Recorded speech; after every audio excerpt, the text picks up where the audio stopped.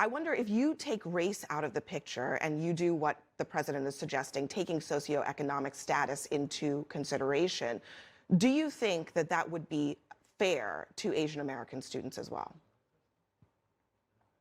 No, I don't. Ain't nothing changed, nothing new here to see. This ain't nothing but some political maneuvering. America! Welcome to the eulogy, eat it up. It's called political buffoonery. Hey there, and welcome back to This Week in DUMBmocracy, a show where we examine buffoons in real time from news clips from the past week. Before we get started with this week's clip, which has to do with hack journalism, please be sure to subscribe to the channel, like this video, go through our other videos, hopefully you like them as well, comment about what you're seeing, share the shows with your friends. As I said, we're going to be getting into hack journalism. Now, CNN, we know, is not exactly the bastion of fair and balanced reporting. We saw the problems that they've had with Don Lemon, Chris Cuomo, Mr. Potato Head. I don't even remember his name anymore. It shows you how important he is to life today. But you know them better than I do. But when it comes to actually delivering news, even then they try to inject their narrative. Now, when I talk about hack journalism, I'm talking about what I mean to talk about really is the definition I give in my book, Schnooks, Crooks, Liars, and Scoundrels, a field guide to identifying political buffoons, available now on Amazon, Barnes & Nobles, and other bookstores online, discussing the idea of what I like to call, in a funny way, we kind of give them names of like scientific names of all the buffoons that we identify. Buffoonicus ad nauseum is the name that I chose for the hack journalist. The journalist that believes in the journalism of activism rather than simply reporting fairly, evenly, and honestly. And it's an idea that goes back to the William Randolph Hearst era of yellow journalism. It probably started back when we started giving journalists bylines and journalists became personalities. They started to inject themselves into the story rather than worry about reporting accurately in order to create this, I guess you would call it an aesthetic fallacy, to further a beautiful narrative that they want to construct and create, where their view is at the center of that beautiful narrative. So what we have for you today is an interview conducted by CNN's Abby Phillip right on the same day that Students for Fair Admissions won their case at the Supreme Court that basically struck down affirmative action and made college admissions a race-neutral proposition. This is an interview that Abby Phillip does with Kenny Xu, who's one of the board members of that organization that won that case. And the question and answer and interplay between them sort of exposes Abby Phillip for being someone constructing a narrative, this sort of hack journalist that's talked about in the book. But it also shows the best way to deal with questions from a hack journalist, because Kenny Xu does a masterful job of staying on message, staying on point, and answering questions directly. It really is a good learning experience for anybody. You know, you talk about media training, you talk about how to handle adverse questioning. This is a great example of it. So let's get into the video right now. Now, Kenny Xu, president of Color Us United, a group that advocates against affirmative action. He's also a member of the board for Students for Fair Admissions. That's the group that brought this case against Harvard and the University of North Carolina. Kenny, thank you for joining us. So today's ruling obviously is one that you were hoping for, arguing that the rules in place that support affirmative action were unfair to Asian Americans. So from a practical perspective, how does today's decision help Asian American students looking to get into elite colleges? I just want to say I'm ecstatic about this decision. It means that Asian Americans can finally get treated on their merits. Guys, we know why Asian Americans should get into Harvard at disproportionate rates. It's because they study twice as many hours as the average American. It's not because of their race. It's because of their culture. It's because of their family values. Academic excellence, that should be prioritized. Those should be the values that schools like Harvard and Chapel Hill, supposedly elite schools and academic programs, should be valuing in an applicant, not race. And honestly, those values should be valued no matter what your race is, right? Kenny brings up an amazing point to start off with. Race versus culture. The idea that it's not about Asian Americans as a monolith. It's about the values instilled into Asian Americans to value education, to work hard, to not be a victim of their circumstances, whatever they may be, whether it be, a single parent household, whether it be a working class household with not a lot of luxury, whatever the case may be, regardless of socioeconomic status. Uh, the story of many Asian Americans, especially Asian Americans that I've come to meet, is a story of overcoming adversity, of coming to a new land, not knowing the language, learning the language, working your way up, working through school, instilling values in your children to succeed later on so that future generations can have those benefits of success and prosperity. These are things that we should all be demanding of every single person, regardless of whatever race, ethnicity, creed, orientation, whatever it may be. Everyone should all strive to be the best at what they do, and more importantly, to value education. It's a great answer. And it strikes back at Abby Phillip's first question, just talking about, well, how does this benefit Asian American students? These are values that go beyond one race. It's about instilling a culture of meritocracy, that the best succeed regardless of who you are or what your background is. It's a great, inspiring story that really everyone should take to heart. So you've argued also that Harvard and other colleges should get rid of their legacy admissions, which also gives people points for having a parent that went to that school. That's not happening here. I wonder why not challenge that, which is also presumptively an obstacle for Asian Americans being treated fairly in the admissions process. Well, I hope you followed the case, but Students for Fair Admissions has challenged legacy admissions repeatedly over and over again. In fact, we argued that the way that Harvard could implement some of their diversity policies without discriminating against Asian Americans is to get rid of legacy admissions, which, as you know, disproportionately privilege white applicants. In fact, 33% of Harvard students who are white are legacy, and they have a 5 times more likely chance of getting in if you are legacy. So you really want to ensure diversity in admissions? Get rid of legacy admissions. Just imagine that. Being who you are gives you that much more of a leg up over somebody who worked their tail off to try to get to that same position.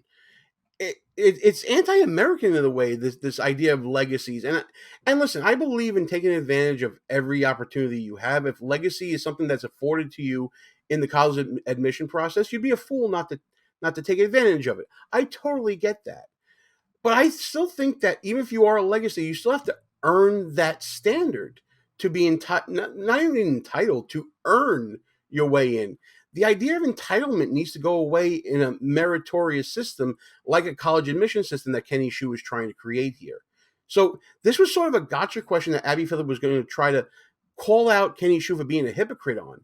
And clearly his response started off a little sarcastic, right? Have you been following the case? You should know what's going on. And you should know that his position has always been against legacy admissions because it would open up that many more spots that you can get a more diverse student body together in a college class that is admitted for the next year. Abby Phillip is not done pushing her agenda, though. We saw the first question was about race. The second question was trying to point out that the decision is a bit hypocritical, even though that wasn't the outcome that Kenny Xu and his organization was trying to reach. And now she's going to keep pushing on race, but in a different way. Let's not call it race. Let's call it socioeconomic status. You heard today President Biden expressing some concerns over socioeconomic factors and inequality being made worse given this decision. He also presented what he called basically a way forward. I wonder if you take race out of the picture and you do what the president is suggesting, taking socioeconomic status into consideration, do you think that that would be fair to Asian American students as well? No, I don't. I think that admission. Whoa, very direct answer. Perfect answer, too. Socioeconomic condition. Now, are we talking about individually, the individual socioeconomic struggles and obstacles? I'm pretty sure the Supreme Court decision said that in a personal essay, that a student can explain their own personal adversity whether it be race-based, income-based, uh, family-based, whatever the case may be. They can still explain how that molded them into the person they are in the context of a college essay. But to say that a collective socioeconomic status should be taken into consideration, how exactly do you quantify that? How is the value of a poor white student versus a poor Asian student versus a poor Hispanic student versus a poor black student? How exactly do you pit one against the other versus other students from more of a middle class background in those same races? Why are we looking to put all these people in a box, Abby Phillip? But again, Kenny Xu sticks to his own message and does not fall for the trap. Should be only based on merit. And the reason why is because you can't, why are we asking a university to calculate somebody's level of adversity? I think that sets a very bad precedent. So 1 point for socioeconomic adversity, 2 points for race and ethnicity adversity, 2.5 points for gender adversity or sexual orientation adversity. I mean, where does it begin? Where does it end? And where is the standard across the board? Each school is going to have their own standard for what they value more or less. And how is that fair to the applicant? It certainly isn't. For anybody trying to get into college, we should be treated on the basis of our merits. We should be treated on the basis of how hard we work, our study, our SAT scores, our grades, a name-blind, race-blind process as well. Like what you see so far? Go ahead and smash that thumbs up button. Also, leave us a comment and tell us what you're thinking. And don't forget to subscribe so you never miss another show. So again, people against this argument will say, well, they tried that with standardized tests. And they tried to make like a standard across the board. But what they found out was that standardized tests weren't exactly standardized because the level of education being provided at the elementary school, the middle school, high school level is not the same across the board, depending upon where you live and the majority race in the school, the socioeconomic condition of the family, et cetera, all these factors. But there's a simple answer to that as well. The answer would be, well, then you need better options for school. If you're going to instill the value of education into your student, I firmly believe that you can go to the worst school in the world, and as long as you value education, education is what you make of it. I'm a graduate of Sheepshead Bay High School, a public high school in Brooklyn, New York, where there were 3,000 students there, and there was a shooting at the school when I was there in the 90s, and it wasn't exactly the best environment for education. But I made of it what I could. And by doing that, I was able to take AP courses, advanced placement courses. I was able to get a full year's college credit from a New York City public high school that wasn't named Brooklyn Tech or Stuyvesant or Bronx Science or any of the upper echelon schools. So education is what you make of it. If you instill that value in the school, those resources are there for you. But even if those resources aren't there for you, that's why school choice can be such an important issue for an area like the People's Republic of New York City, where I grew up. If you have more educational options out there, then the parent can pick and choose the best option for their student, for their child, and they can go forward and get the best education possible. So that way, Kenny Xu's vision of meritocracy can be achieved by looking at SAT scores and GPA and extracurricular activities and writing sample and things of that nature. Students can become more prepared when the resources are available, but the value of education has to be instilled in them very much, as he says, the Asian American community has instilled in their children as well. So before we get into that counter argument, let's recognize that we can solve this problem of education. And I think a big way to do it is through school choice. I would advocate for as president of Color Us United. Kenny, can I ask you though?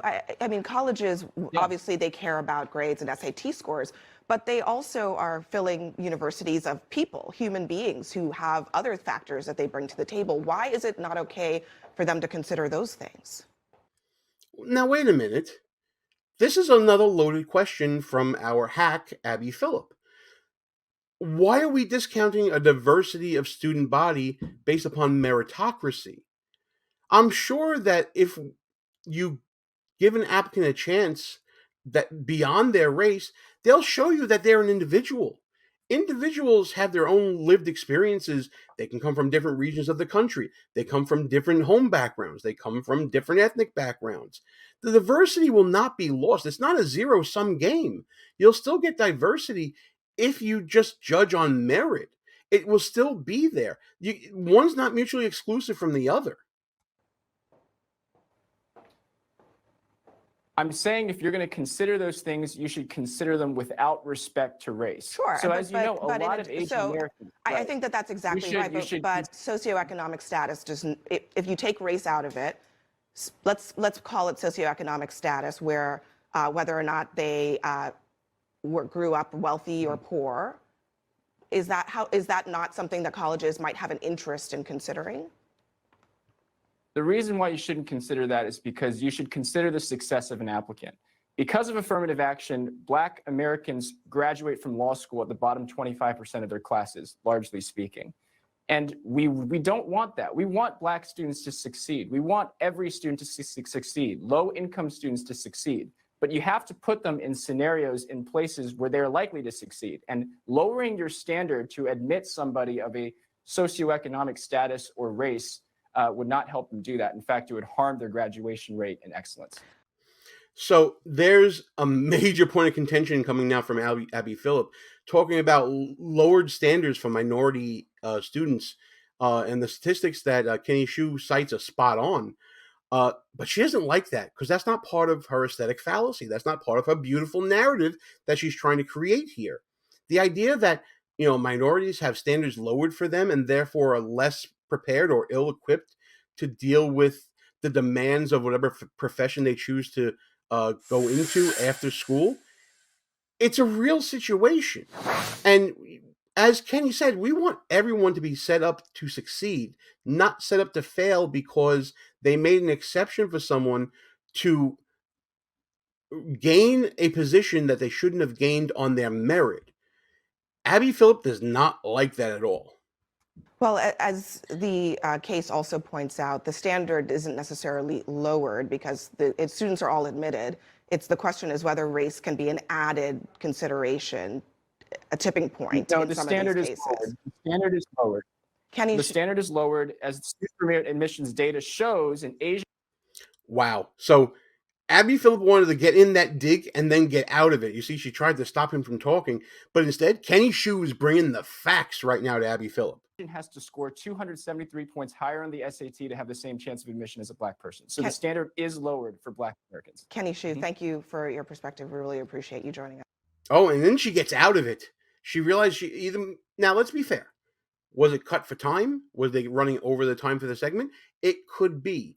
But it sounded like she wanted to go out on a zinger, sounding smarter than her own guest. And honestly, she ended up sounding dumber because Kenny was not going to play that. He had the statistics at his fingertips. And why wouldn't he? Him and his organization have been living this lawsuit for years. He's going to know the statistics and the facts stone cold. Abby Phillip may want to put out, again, the aesthetic fallacy that standards aren't really lowered, but when the facts show that they are, you end up looking like a buffoon, Abby Phillip. And that's what a hack is, folks. A hack is someone looking not to deal with the facts of the situation or the statistics that someone like a Kenny Xu would have, but to deal with the scenery that they want to create, the aesthetic they want to create, the narrative that they want to build. Folks, this is another great example of a hack journalist that I discuss in my book, Schnooks, Crooks, Liars, and Scoundrels, a field guide to identifying political buffoons, available right now on Amazon, at Barnes & Nobles, and other bookstores. In fact, when you go to Amazon, the e-version of the book, the electronic copy of the book that's available for your Kindle, is there for 99 cents. I'm doing that because this isn't a money-making venture for me. This is about getting out a message about how to identify hacks and buffoons and the Schnooks, Crooks, Liars, and Scoundrels, so that way they don't get into positions to be able to dictate to you what your value should be, and more importantly, should not be governing you when they themselves are complete and total buffoons. So please pick up the book. Again, subscribe to the channel, like the show, share it with your friends, comment below, and be sure to check back for our next video. We normally do this Monday through Thursday. I think we're going to do something on Friday this week because we missed one day because of the 4th of July holiday. So come back tomorrow where we'll hopefully be talking about more developments this week in DUMBmocracy.